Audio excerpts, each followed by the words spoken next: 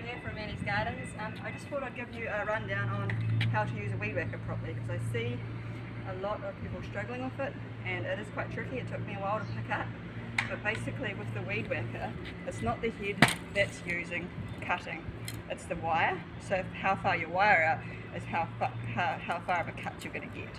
So keeping that in mind, you want to use the tip of your wire to cut your grass. Also, another thing to keep in mind is that when you fill it, you've got to tap down like this,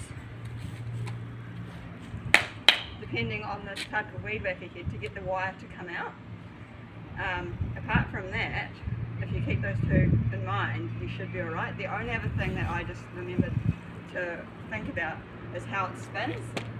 So most weed whackers spin to the left. So when you're cutting, you want to be weed whacking to the left. Otherwise you're getting a lot of crap in your face, essentially, a lot of grass and stuff. So even to start it, most of them are 2 strokes, so you've got to pre-prime. This has already been warmed up, so it doesn't need this. Throttles, chokes on, start it. But because that's already warmed up, it doesn't need that, that's why it's doing that. Do it again. Generally I always like to give 2 strokes a little bit of time to warm up as well, because of the way the piston works in the chamber. If you run the clog, you can actually expand the piston in the chamber and wreck your machine, and you get less use out of it. So I do like to let it warm up a little bit before we push it in. Always have safety glasses when you're doing weed whacking. It's really, really important. But basically what you want to be doing is going along like this. Along the edge like that. There's other edges that you can do different techniques with. On some edges I go like this and I'll cut along, but here it's not really suitable. The only other thing that you want to keep in mind is that the head here, if you're constantly rubbing this on the concrete, you're actually going to start to wear it down.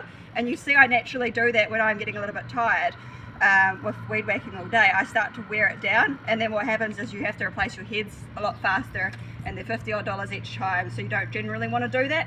Most of them, with changing the wire, you'll know when it's run out of wire, because it'll just throw the bits out at the end, and you'll notice that there's no more wire on it. Most of them are pretty easy to change. Most of them have clips like this and they come straight off. This is a pretty easy one, and you pull it through the 2 holes and then you wind it up.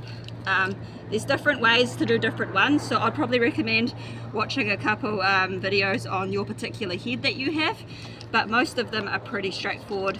Generally you can see where they come off and they go back on there. Now, first time making a video like this, so if there's any other questions that people have about using a weed whacker or any advice or anything I've missed, please let me know. It's always good to get people's feedback, and I hope to come here with some more gardening tips. Probably the next one will be about hedge trimming and keeping your hedge trimmers sharp and what to look for, because I do find a lot of people struggle with trimming the hedges because they don't have the right gear more than the lack of strength. It's always a matter of gear. You've got to have really good gear to do this type of work, I've found over the years. Thanks for tuning in. Bye.